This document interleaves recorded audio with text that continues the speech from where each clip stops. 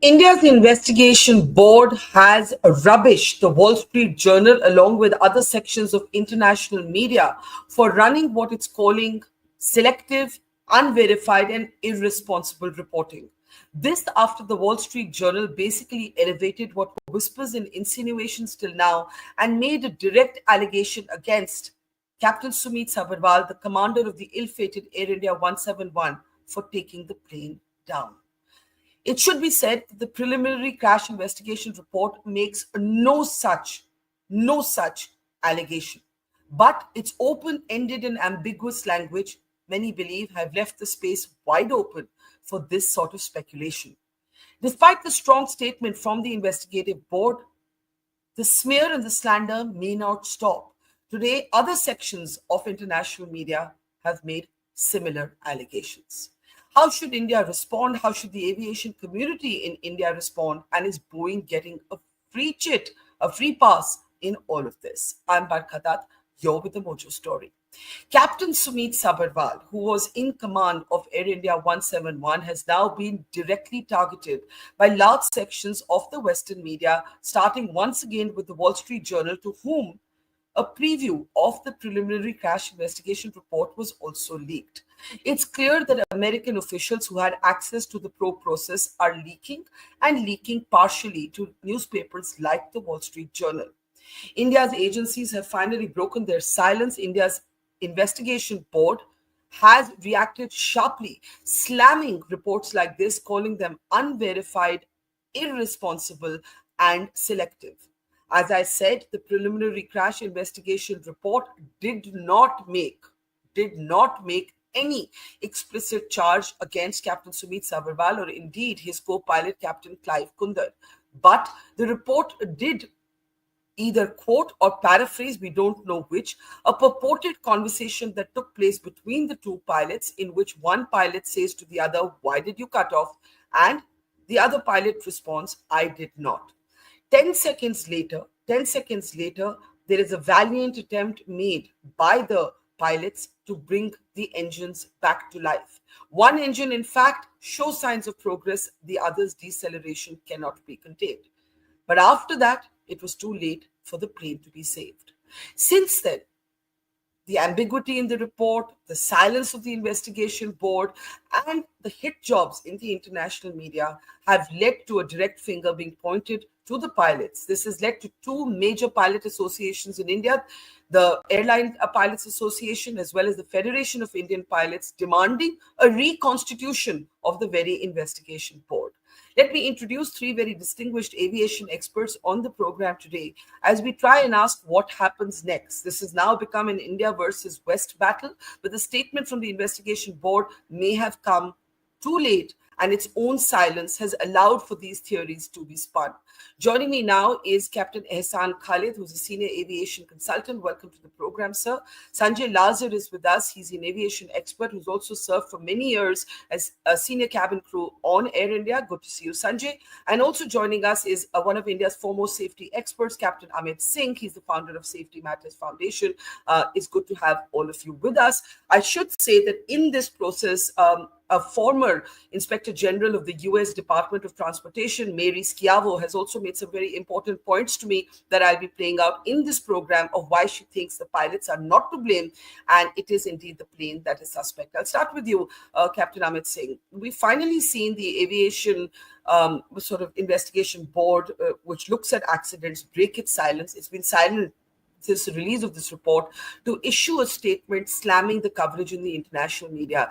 Is that enough? Because after the Wall Street Journal report, today Reuters has made a similar allegation. I've seen podcasts in the Western media, basically, sadly, unfortunately, tragically, calling Captain Sumeet Sabharwal not just suicidal, but also guilty of murder. And this is how his name is now being used and referenced in Western media. And before you actually start, I want to share with all of you a last known picture of Captain Sumeet Sabharwal that we have been able to access. And this is at a tech refresher course done recently. And his colleagues, whose identities we have protected, but his colleagues were telling us that he topped this refresher course. He topped the tech refresher course, and many of his colleagues, including on this platform, have been speaking highly of his skills, of his professional competence, describing him to be a non-flamboyant, soft-spoken, extremely studious pilot. So I just thought I'd also share this last known picture that has emerged, which is at his Air India Tech Refresher course, a course that he topped. Go ahead, Captain Amit. Thank you, Barkha. While I want to place all the confidence on the Indian authorities, the AAIB, but repeatedly they have failed in delivering the facts. So this is a factual report. As the name suggests, the preliminary report is a factual report, but there are very little facts. And the whole statement, the 2 lines on which the Western media is drawing their conclusion upon, they are not facts. They have been heard by somebody, and it is that person's own representation, or he has what he has heard, not the exact words. It's not verbatim.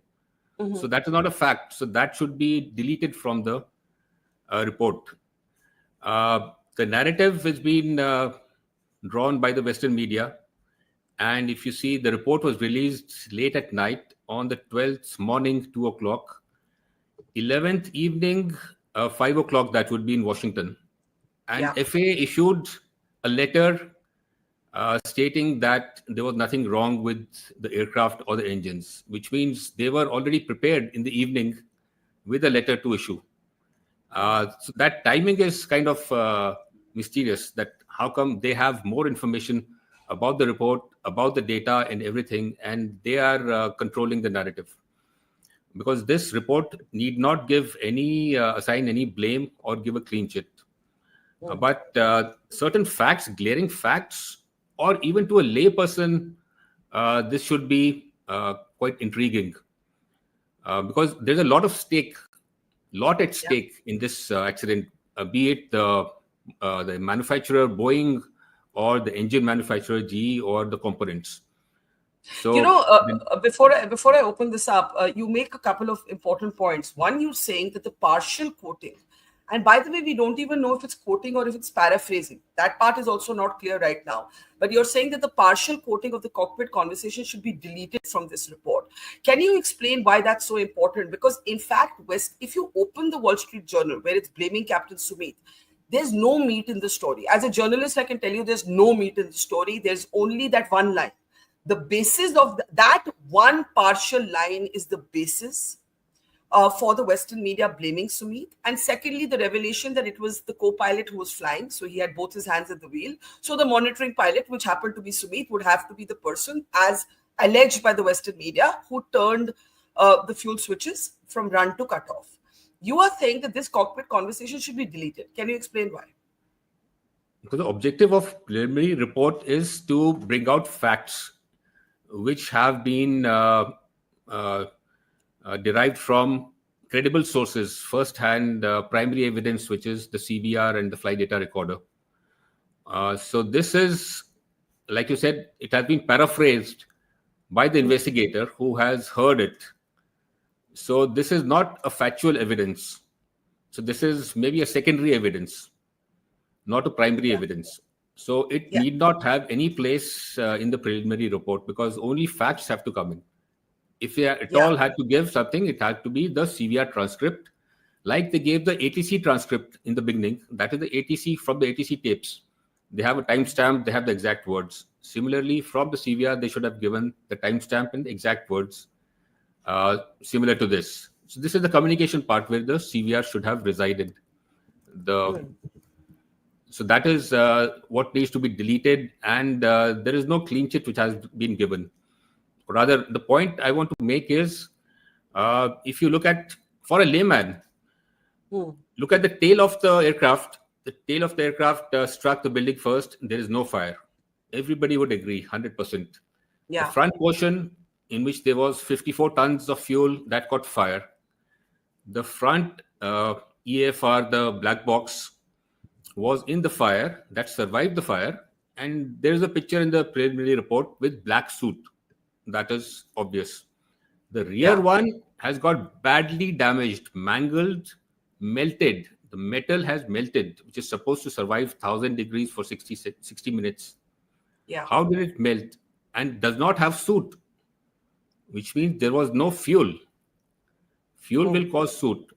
And the report itself says there was thermal damage and extensive damage to the metal casing. That is only possible if there is a lithium ion battery explosion there or a fire. Those are true marks of a lithium, because when a lithium energy battery catches fire, that releases energy instantaneously up to 1500 degrees. That is much more than a normal fire, and it is capable of melting metal. Recently in US, Tesla, I think, caught fire. The fire tenders took 50,000 gallons of water to douse it, in addition to other means. So you believe that this plane, which has had problems, by the way, with its batteries heating up in the past as well, you believe that the pictures indicate a problem, a lithium battery explosion? Prima facie, anybody, if you Prima can show facie. the picture, Yeah. anybody can differentiate the way that rear black box has got melted, Yeah. and without a fire, without external fire, which means there was something internal and such a high temperature that could melt metal, because this is Okay. a crash proofing. So Let's that, open this up. Yeah, let's open this up and take your theory and also the handling of this entire investigation to Captain Ehsan Khalid. Now, Captain Khalid, your take. On the one hand, you have, Captain Sumeet Sabharwal name basically, dragged into mud. There's really no other word for it. He's been called suicidal. He's been called a killer. I have just watched a Megyn Kelly show, who's a major host in the United States of America, who has used the Wall Street Journal to call him these names, right? On the other hand, you have the open-ended language of the report. You have no press conference by the investigators. You have the pilot association saying reconstitute this board because we don't know if there are enough experts on it. And you have a tale of two headlines here. The day the Wall Street Journal was reporting attacking Sumeet, you had the Indian Express talking about technical snags in this aircraft. And you have other experts. You have the history of the 787. You have the 2019 Osaka incident when the Nippon Airways 787 actually both engines quit on landing. And the pilots have not commanded that. The plane lands. The plane is just lucky that this happens on landing. But in many ways, it is probably a precursor to what we saw happen here. Captain Khalid, your take. Yeah, thank you very much, Barkha, for calling me and letting me speak my opinion on this, which may not be correct because none of our opinion can be correct. We do not have the information, Yeah, right? Number one point, yeah, either this investigation should have been confidential, strictly in the closed door, or it should be fully in the open. It cannot be both. That is, that's a great it point. is Yeah, it is selectively open to Wall Street Journal, Boeing, and American or the Western media, and absolutely tight-lipped to you, me, and all the media here, and the pilots' body. So, since it is already known now that it is not been able to be kept confidential, then I think everything should come into public. That will serve the purpose of justice and will stop any one of us speculating that the fact is being hidden. Number two point is that we all agree that the mystery is not solved, but let's assume that it is solved and the AIB knows for sure that the pilots were at fault. Do you think they would have been tight-lipped about it? And the Wall Street Journal would have been tight-lipped about it, or Boeing would not have been shouting everywhere that my yeah. aircraft is okay here. So now that the confidentiality is not there, so one conclusion is for sure that even after 30 days, AIB and all the people who were observing, remember, there is an observer from Boeing, there is an observer from GE, there is an observer from FAA. So they have all gone through all the records. They are observing ICAO. So they haven't conclusively come to a conclusion that what was the problem. And if you can't come to a conclusion, then you can't say that pilot did this intentionally.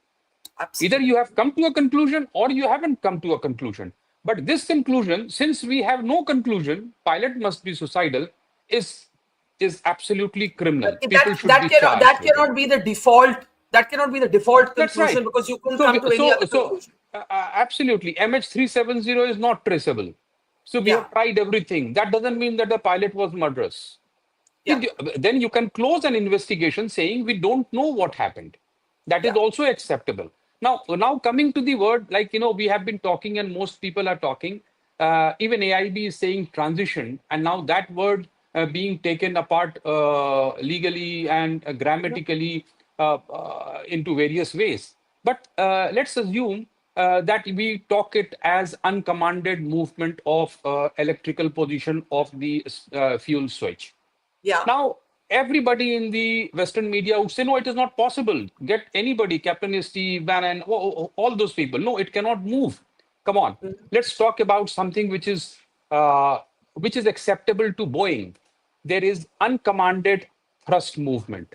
There is uncommanded stabilizer movement. There are checklists in the Boeing manual itself that says uncommanded thrust reversal unlock. Correct me, Amit. How many places do you think in our QRH there is a mention of uncommanded movement? Uncommanded, that means those switches do make uncommanded movement. So if all those 10, 20, And, 30, and, 40 and I'm switches, sorry, I am not an expert, but the 2019 Nippon Airways landing is an example of an uncommanded shutdown of right. the So, engines. and until then, it wasn't known or declared to the pilot or the world that there can be an uncommanded shutdown. It is only because the Nippon Air and everybody investigated, they said that fine, we didn't do anything. Like today, if the pilots were alive and they would have said that come what may, I didn't do anything, the whole discussion will go on a different line. Because before dying, both the pilots have said this. I didn't do it. Right? That's right. So that statement should be taken as dying man's declaration that he did not do it.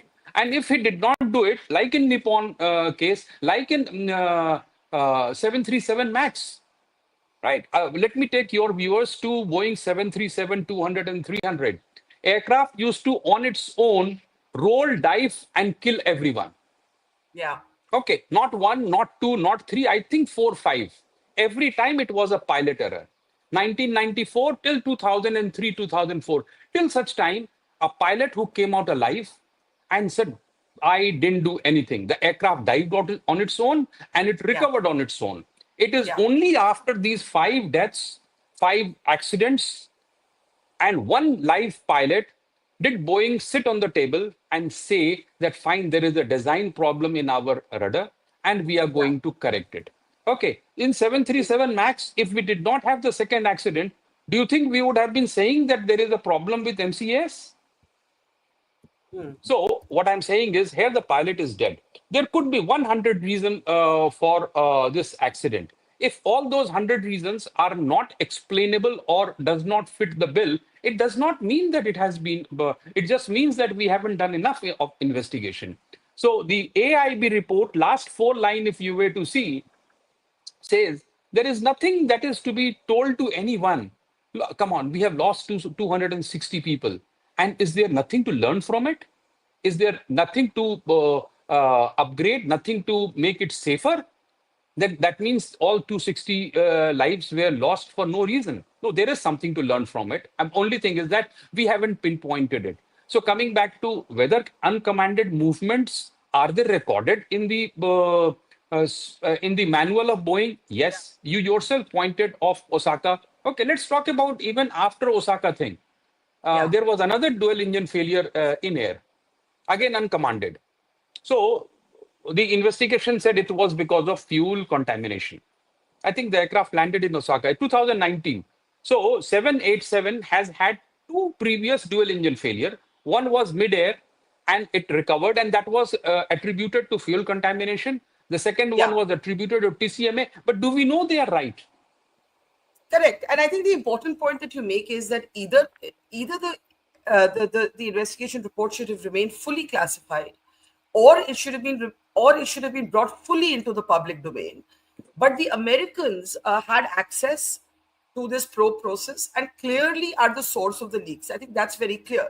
Sanjay, let's bring you in now. you've had a personal tragedy with a terror attack on board a plane when you lost your family. But what we're looking at right now is a completely different order of events. Terrorism sabotage is not suspected, so it comes down to, was it the plane? And for some people, like the Western media, and some of our own people, like Captain Ranganathan, have blamed the pilots, right? As both Captain Amit Singh and Captain Khalid have said, there is no explicit concrete basis to do so. And just because you do not for sure know the cause of this crash, it doesn't mean your default position becomes to blame the pilots. And what's also important is a denial, even going by the report's own paraphrasing of this partially released and interpreted cockpit conversation. The pilot is saying, I did not do it. I did not cut off. Yeah. Sanjay. Yeah. Thank you, Barkha. And I listened clearly to what Captain Amit and Captain Khalid said. A couple of things before I start is, one is, the Wall Street Journal is trash. Their report is trash. I've known Sumit personally. I've flown with him 20, 30 years ago on the 310, and he was not capable of this. The second thing is, we look at all these reasonings rushing to pilot suicide, but you're right. And I saw your interview with Mary Shavo, and I've been researching her writings over the past week, actually. And I found it so amazing that, we've not looked at the other aspects. Captain Khalid spoke about the, ANA, so did you. Yeah. Are we aware that even after the ANA, uncommanded fuel shutdown happens not only because of the EEC and this, it's also because of FOD, foreign objects, and there is a May 2022 document which says clearly that, that's not the document, but the FAA document which says you must check for FOD because it will result in an uncommanded shutdown. The investigation by the AAIB has been very shoddy, to say the least, for a country that is, third largest aviation market in the world. And I have, from day two, been screaming we need a judicial probe. The forward of the report itself provides for a judicial probe. If you read the forward, and if Shaunak can bring that up on the screen, the forward of the preliminary report, if you read the line, it clearly states, that this investigation is conducted, etc. The rule shall be separate from any judicial or administrative proceedings to apportion blame or liability.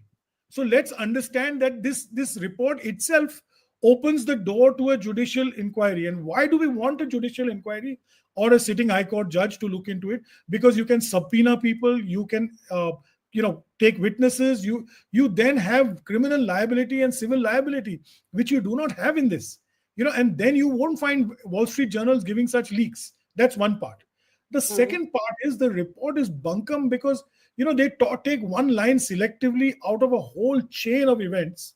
And if you look at the second, I did my own research and work. If you look at the second image I sent, this is what the QRH and the Boeing manual tells you. You would have had Christmas in the air. Barkha, from the time the aircraft took off, please look at the amount of oral and visual warnings both pilots would have got in the cockpit. RAT deployed, oral and visual warnings, engine left, right, engine fail, master warning, electric bus. I mean, look at the amount. This would have been 10, 15 loud noises with oral warnings, shutdowns. And Captain Amit can correct me. Look at the series. The AIB report is silent, as though, this was a silent movie. These are significant factors. And if all this had happened, they were duty bound to talk to us about it. The third thing is, because you found something convenient, that one line statement between two pilots, actually a denial, if directly, not an admission that I did it. Because you found that, you've dumped all the other excuses or all the other reasons. Like Captain Amit talks about the battery in the tail, the CVR and the DFDR getting burnt there without any suit. You have the 2015 and the 2025 UK CAA directive, very interestingly, which you tweeted, and I saw a horde of people attacking it because it was a reissue. My point is, in legalese, but I'm the UK, the UK directive. The UK. Can we have that up on the screen? Because it didn't lapse. As you pointed out, that everybody was crying, oh, it's an old thing, but understand, in law, if the regulatory authority has not withdrawn it, it is still valid. Yeah. So even in 2025 May, it was valid, It's and it's valid it's on today. the screen, and I just want to explain what we're talking about.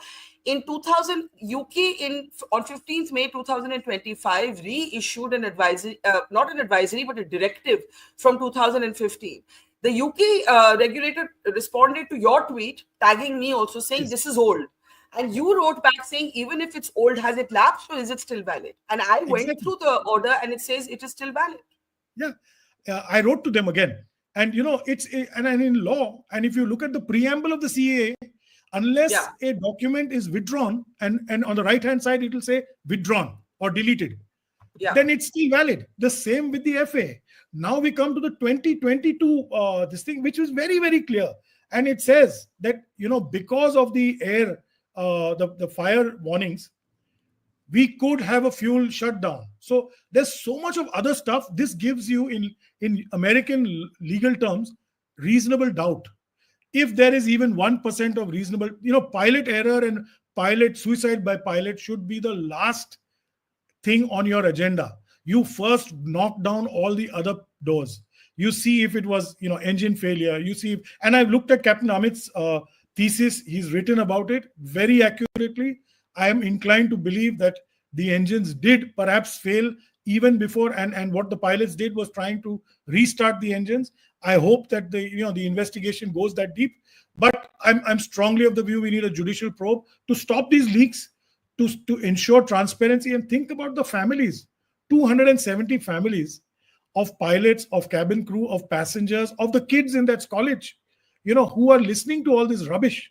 And what is the Yeah. government doing? What is the minister? I mean, it's all okay. Minister comes out on a Saturday and says he's not talking about John Ostrover's Tuesday leak. He's not talking about the Thursday leak by WSJ. But he's apologizing and saying, I support pilots and cabin crew. It doesn't cut much ice. I'm sorry. They have failed. To my knowledge, they have failed. The government has failed, and I appeal, use your show to appeal to the Prime Minister. Appoint a sitting High Court judge and let him look into this. Let all these other people go and give witness. Let the ALPA, let the FIP, let Captain Ahmed, let all of us give witness and say that these are what should happen. You didn't even have a 787 trained pilot on your committee. Damn, you didn't even have an engineer who was trained on the 7. How are you dealing with this? Subject matter expert, you could have called a BEST bus conductor. I mean, I find it ridiculous. I'm sorry. It may have seemed, harsh, but I find it ridiculous. When you say it's failed, briefly, and I'll come back to Captain Khalid and Captain Ahmed, who and what have failed? The probe panel, the ministry, the accident board? They're all tied by an umbilical cord. Barkha, you and I both know we live in India. They report to the government, and the aviation ministry also reports to the government. So I see the failure of the ministry, the government, and the AAIB. I mean, they've treated this like some little school inquiry. They've really not understood the significance of this. There are 1,175 Dreamliners flying in the sky, and this is the first accident of its kind. Who is the beneficiary of all this, Barkha? Has anybody thought? I wrote yesterday in one of the op-eds for one of the news channels, and I put it on tweet. Do you know, from the day of the crash to yesterday, Boeing shares have gone from flatline $203 per share to $230. That's a 52-week high. They earned $27 per share during that time because AAIB gave them a clean sheet. I see a lot more here. I see a lot more. I may be, one of those conspiracy theorist things if you think of it, but I'm not. I'm looking at it like an Indian and an aviator, and I find that we need a judicial inquiry to absolve, to get the truth, even if it is pilot error, even God forbid, 1%. Let's have transparency. Let's have that. This is not the way, I think, as Captain Khalid said, this is not the way you arrive at pilot error, because you couldn't arrive at anything else. But, there are other experts who are saying that there's enough evidence. Some of it has been cited by all three of you, but there is enough precedence and enough advisories, enough directives, enough previous snags to talk about exactly what we're talking about, uncommanded movements on the plane. And I want to just play out this clip of a former Inspector General of the US Department of Transport, today an aviation attorney, Mary Schiavo. This is what she said to me. Take a look. Elaborate on that. When you say that it is impossible at this moment to blame the pilots because it is such a highly computerized system and it is known to have had glitches in the past, can we actually start with the Japan incident that you mentioned with All Nippon, where basically the 787 both engines quit on landing? Talk a little bit about this. Take us through this incident and what it says to you. Well, what that says to me on the Pond Airways, and fortunately, no one was hurt or no one was killed, but the plane has many systems, and this particular system was mandated by the United States Federal Aviation Administration, and it wanted the plane to have the ability, all by itself, pilots didn't have to do this, to sense whether it's in the air or on the ground. And the reason for that is if the plane was on the ground, they wanted the aircraft to be able to cut the thrust control, literally do cutoff. So the plane on the ground didn't have, runaway engines, run into other planes, run off the end of the runway, etc. So the plane itself will sense when it's in the air and when it's on the ground. And what happened in the ANA flight back in 2019 is the plane thought it was already on the ground and it was still in the air. And, for a pilot, you look out the window if unless you're in severe instrument flying conditions in the weather, but when you're in the air and when you're on the ground. But the aircraft was supposed to assist in that, and they have this system where it will cut the engines if the plane itself thinks it's on the ground. Very important thing to examine. It's happened before, and until that is also examined along with a myriad other things, that's an issue for me. Sure. I mean, my first impression, again, it's based on my prior work. I mean, so many cases I've worked on where the knee-jerk reaction was to blame the pilots. And years later, it was proven the pilots didn't do this. It was the aircraft. And there were problems with the aircraft. So my initial impression of the preliminary report, and of course, they had to get this out. The international guidelines are you put a preliminary report out at 30 days. And there's warnings on it that says this is just a preliminary report. This doesn't prove anything. So my initial reaction is still the plane suspect until shown otherwise, because with a plane this advanced, the plane this highly computerized, until we do all these examinations and look at all the evidence, it is not only unfair, but it's simplistic and harmful to blame the pilots, because that cuts off reasonable investigation into other areas unless you say, no, we're not going to just blame the pilots, because many times I have seen this and many times we've been able to disprove that. If you say the plane is suspect unless shown otherwise, would you at this point, and this has happened before, the 737s were grounded, Boeing had to go back to the drawing board. They had to fix the issue. I think, if I'm not wrong, you have said elsewhere that even after the All Nippon case, Boeing was alerted and they did have to acknowledge design issues. At this point, would you be looking at saying the plane remains the key suspect, the plane is suspect, and therefore would you be saying grounded till further notice? There are 1,200 of them worldwide. Well, I probably would, but then I'm very cautious. I probably would put out a what's called a service bulletin or a warning to have everyone inspect the system and inspect it now. Now, you can do that. It depends how it's ordered. Sometimes it's an emergency order and you must do it immediately before any more flights. And sometimes they give them 30 days, 10 days, 6 months to do it. But I think those systems have to be checked worldwide. Sure. So, Captain Amit Singh, she's talking about a worldwide sort of service bulletin on checking the planes. Here, you had the preliminary report actually saying there are no further recommendations at all for Boeing or GE. It is only after the outrage, the furor in the media here, the advisories coming back in focus, that Air India quietly began checking the fuel switches. Etihad was doing it, Singapore Airlines was doing it, and finally the DGCA mandated it, right? But the report did not ask for these checks, which is very odd. And when you couple that with what Mary, what Captain Khalid, what you yourself have said, let's talk about this, the uncommanded movement on a plane. Can the plane basically take a decision without the intervention of the pilot, which seems to be what happened in Osaka landing? Which other examples have been cited? Go ahead. Yeah. So Captain Khalid talked about incidents on the Boeing 737 and the same words that I didn't do it. So it has happened on other manufacturers. So I won't take the name, but big manufacturers. For example, there was one incident. The aircraft was climbing on autopilot to 10,000 feet, supposed to level out at 10,000 and fly level. They reached 10,000, altitude was being captured. Suddenly, the aircraft went to a nosedive. So what happened? In the inquiry investigation, the investigator said, the pilots must have done it. The pilot said, we didn't do it. We didn't do anything. We didn't touch the control. But nobody was convinced until later on they found a bug in the software which caused it. There are a number of other incidents which have been caused by such bugs.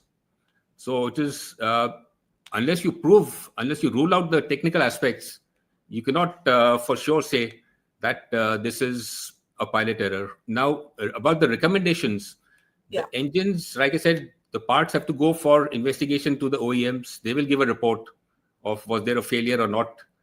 Before that, how can you give a clean chit? No recommendations at this stage. But why does DGCA have to give out a mandate that all the aircrafts have to be checked? AAIB can give out recommendations at any point of time during the investigation, even before the 30 days. If they find something which is alarming, or later on, they can give recommendations. So if they find something, why do they have to wait for DGCA? Why does Air India have to wait for DGCA to give these instructions? So safety is everybody's concern, not that somebody has to tell me that you have to follow this. So that is the case. What for you? I want to just talk about what we think is missing in the report. I think we've all agreed that the report is partial. But it's also been flagged that there are timestamps missing for certain key moments, right? There is no timestamp or altitude stamp for this this paraphrased partial conversation of the cockpit. There is no timestamp for the physical movement of the fuel switches as is being alleged in this report, or not even alleged but hinted at. We all have agreed that the CVR has been selectively quoted. There is no timestamp or altitude stamp for when the RAT is deployed. We don't actually know what happens 3 seconds into the plane. The fuel switches, according to the report, go from run to cut off. 10 seconds later, they come back. We don't actually know what happens in these 10 seconds in the interim, what is happening in the cockpit, what is being said. There's a lot of missing information. What for you is the biggest omission, Captain Amit and Captain Khalid? I'll start with you, Amit. So the biggest information which is missing is the RAD deployment, but that is one hook from where you can move backwards or forwards, right? So in that particular, they have given us the time when the hydraulics started developing pressure. We don't care. We want to know when the RAD deployed, because 2 seconds before that, the second engine would have failed. As per the technical manuals, it takes 2 seconds for the RAD deployment. And the working back theory is very clear here. They said at 0842, the aircraft achieved the maximum speed of 180 knots. Yeah. So what does that mean? After that, the fuel switches were cut off 1 second later, interval. Yeah. So if I achieve 180 now and I cut the fuel switch, the speed will not get stuck at 180. I have so much momentum. It's a 213-ton aircraft with about 90,000 tons of thrust accelerating in air. If I cut off the fuel switches, the aircraft speed will not freeze, which means at 160, the engines must have failed. That with the momentum, I've carried on to 180. And then afterwards, the fuel switches were cut off. Yeah. So my theory is that engines failed around liftoff. So you're basically saying the engines failed and that's what happened first. And possibly the pilots then reached to reset the fuel switches, because that's what the manual, their SOP. That's their training. That's what the manual asks them to do. But for a layman, if you're driving and you leave your at a speed, and if you leave your foot off the pedal, the speed will not freeze at the same 100 miles per hour or 100. With the momentum, it will go maybe 5 kilometers or 10 kilometers, 105, 110, then come back. But when they have said 180 was the maximum, which means the engines have failed before and it reached the maximum 180. Then the fuel switches were operated. Captain Khalid, you share that assessment? Okay, absolutely bang on, Amit. But one more thing that I would want you to focus on Aircraft was heavy. It was a hot weather, and it was taking off on a runway which was 11,000 feet plus. To achieve a speed of 180 Yeah. just after 3 seconds after getting airborne. Okay. According to me, it is 5 knots per second. Aircraft would be a rocket. So this itself does not meet the reality. For though I haven't flown 787, but I have flown aircraft which are much more powerful weight to thrust ratio. But this aircraft would not be accelerating like a rocket. And if it was accelerating like a rocket, 5 knots per second, it would go to 200 knots, not So 180 for you, knots. the numbers don't add up. Is that what you're saying, Yeah, Captain Khalid? The yeah. numbers don't So add up. it is. It does not add up. And if it was 180 knots, then it would have definitely gone to I think 200 Amit wants to. because I the think rate Amit of wants to. acceleration. I think Amit wants to briefly react, and then I'll let you complete your point. Amit? Okay, Yeah. So Yeah. their rotation speed was 155, I think. correct. So And 155 to 180.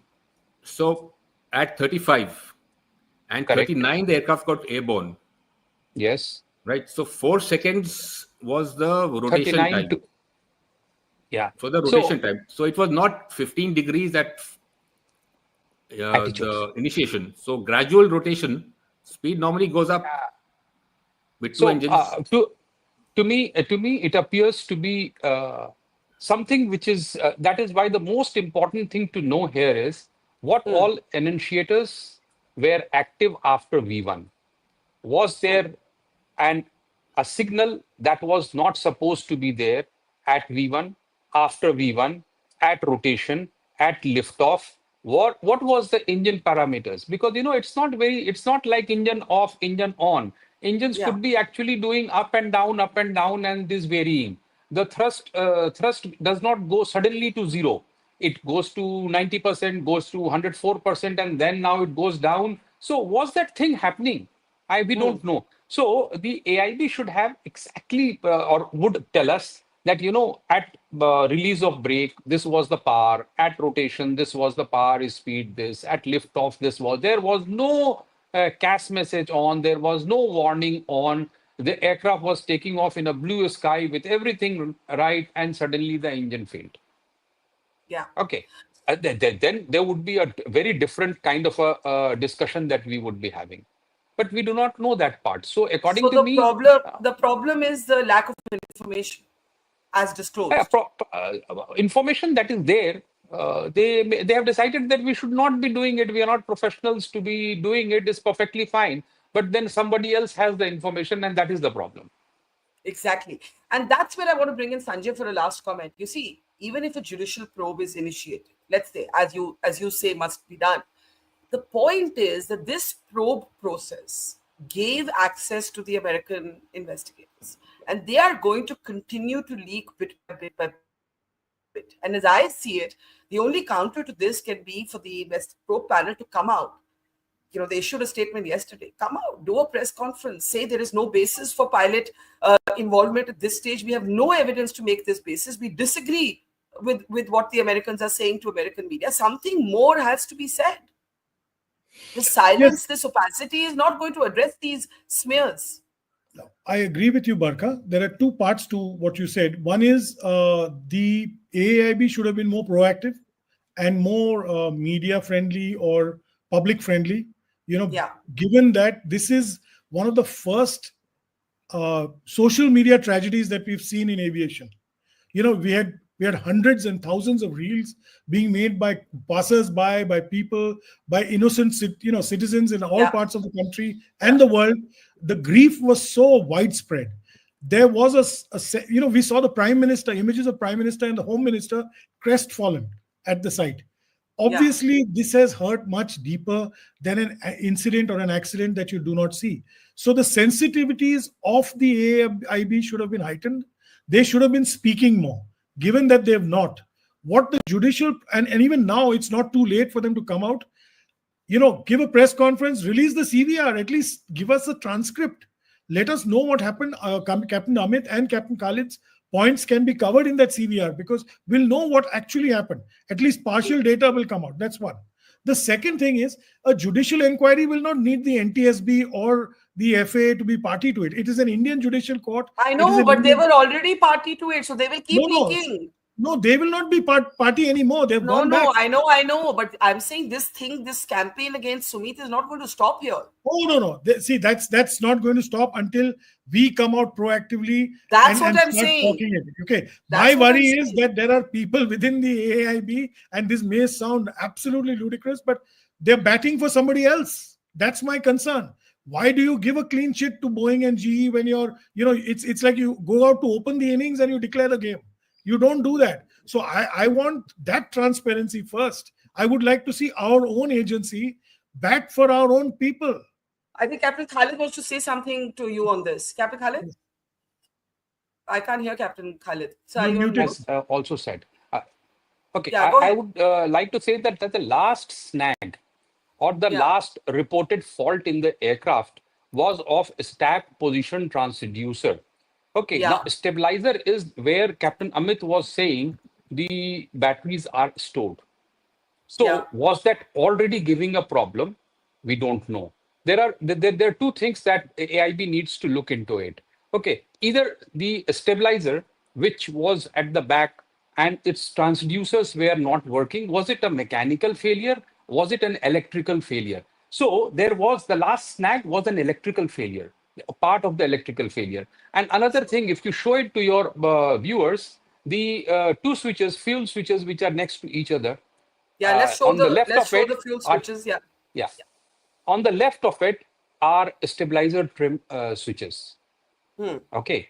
So the left, actually, when you focus so much on just two, you miss out the one that is seated on its left, which is in the red. I see. There are two red switches. Okay, so was there a problem with those switches, or in that vicinity there was an electrical problem going on? We don't know. But the last snag was about a stabilizer position transducer. If you just span this particular thing out, you will see two red switches. Okay, I think we have some more photographs of the switches, which might show what you're talking about. I have it, and maybe I'll show it to you on the thing. Yeah. So what I'm saying is that these switches are in very close proximity. And if there was okay, let's see this. Yeah. Do you see the fuel switches? Yes. And do you see two red switches? Yes. They move in the same direction. They are close proximity. So if there is an electrical malfunction, short circuit going on around there, and we are trying to release the aircraft in some way or the other, and then I don't know, again, they are very close. Okay, they are just sitting next to each other. And this is, of course, and that was the and that was the last snag that was. And again, the battery which Captain Amit is doubting stays in the stabilizer, very close to the stabilizer, probably next to the transducer. I don't know. I think all we can say at this point is there are so many questions and such few answers, so much partial information and such little complete information. And that is why, Sanjay, you say that there has to be a judicial inquiry. There is no other way to proceed from this moment. This particular probe panel, the pilot federations are now asking for it to be reconstituted. We end now with a consensus on this feeling that something more has to be done. And we end where we started. The last known picture of Captain Sumeet Sabharwal today being smeared across Western media. This is a picture of him at his last tech refresher course, a course that his colleagues say he topped. And a lot of anguish in the pilot community at how he is today being blamed without evidence in Western media for taking AI-171 down. We leave it there. Captain Khalid, Sanjay Lazar, and Captain Amit, thank you so much. And we'll have all three of you back as we hope more concrete information, verified and verifiable information emerges. Thank you so much for watching, and see you soon. It's great to see you here. Thank you for watching our work. If you haven't subscribed yet, don't forget to click the bell icon and subscribe to Mojo Story and support independent, robust journalism.